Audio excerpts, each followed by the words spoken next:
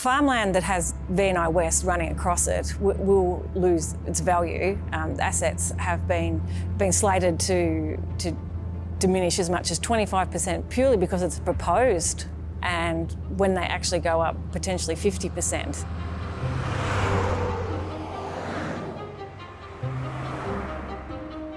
Yeah, we're certainly seeing the impact of land prices within our local area, and also land in direct line of the power line. So we're certainly seeing a dramatic price decrease. It's a major influence. We've had examples both at auction and private treaty of land that A, has not made the market price, and B, has not sold, and that's due to a lot of times the uncertainty of where the power lines lie. People say, what sort of percentage, and I've been asked this question a lot of times, what sort of percentage do you think the land has devalued in? Well, it could be as much as 100%, because if you're marketing a property for $5,000 and it doesn't sell, well, in my poor arithmetic, that seems to be about 100% loss. But certainly us as a business, we haven't had anybody contact us in regards to the effect that it could have not only on our business but on our local community. St Arnaud has and always, in my opinion, been a very tight community and looked after each other. And everybody's entitled to their own opinion, and I respect that 100%. And there's people for it and people against it. But it definitely is dividing communities, and that is a really bad thing when you're in such a small population as we are in St Arnaud and surrounding districts. We've had generations and generations of farmers who have become neighbours, who have become close family friends, and the last thing I want to happen is for V&I West to force themselves between us and divide these relationships we've had for so long. Terrified that it's going to happen in our community next. The change in the way that you view, I suppose, strangers coming into the area has changed. Like if you see someone, driving around, you're like, who's that? I bet you that, is that TCV? Is that AMO? Do we need to be letting someone know that because they're, if they're out and about, they're always up to no good. And that's distressing to constantly be on guard. If planes are flying over, you're on the app to see what plane that is. Is that one of those TCV planes? What are they doing? We had lots of helicopters and stuff. Lots of anxiety about what they're doing. And I mean, I never even had an app that followed planes before that. Everyone's on edge. You see a car go down the road and you think, is that them, or is that just someone driving down the road? And they've even gone to the point of hiring utes that look like farm utes to be touring around to try and disguise themselves. It's very worrying when you don't know who's snooping around your place, and they've got no right to be on our farms.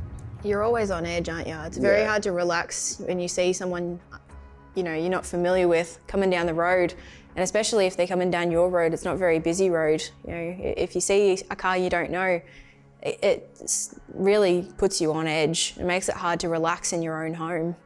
Beforehand, we used to get excited when people turned up to our house, or there was someone coming up the road. You'd think, oh, someone's here, and everyone, you get on the UHF that, such and such is here, we better go and see them. Now, someone comes up the road or parks at the gate, or the mail lady comes past, everyone's ringing saying, who's that? What's going on here, Like, my next door neighbour's ringing me, oh, there's a white ute going down such and such a road, we better go and suss this out. Like, that never used to happen. It was, oh yeah, who's that? Blah, blah, blah, blah. But that's the community angst now, and that's the pressure it's putting on us. It's just another job we have to do. Like, now everyone's got to go and chase this white ute that's travelling down a back road that no one used to ever care about. But all of a sudden it's someone trying to take something. Like, we just don't trust anyone anymore because of this. The signs about not being able to enter the property, every time I do look at them, I get really sad, because it's symbolic of how our life has changed since AEMO has been involved, and we have to learn to protect ourselves and be defensive and quite suspicious.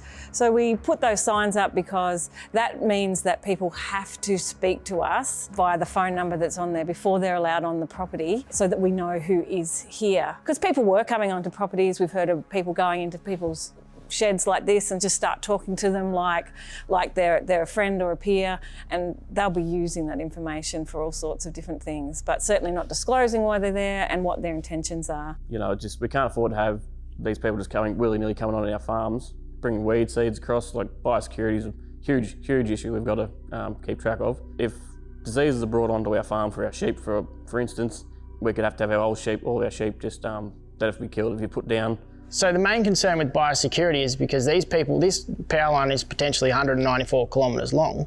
They're going to every property along that line and potentially bringing their weed seeds onto our property and vice versa, or their diseases onto our property, vice versa. So that's why it's a massive threat. I feel like, you know, the environmentalists in the city, they have great ideals and, you know, their hearts are in the right places. But I think there's a massive misunderstanding about how we farm and how we value our land and the natural environment. Our farms are not successful if the soil health, if the local environment health is not optimal. So if you haven't got the soil microbes, if you don't have the predators and the insects, if you don't have the pollinators, if you don't have the native birds and everything working together, it doesn't work.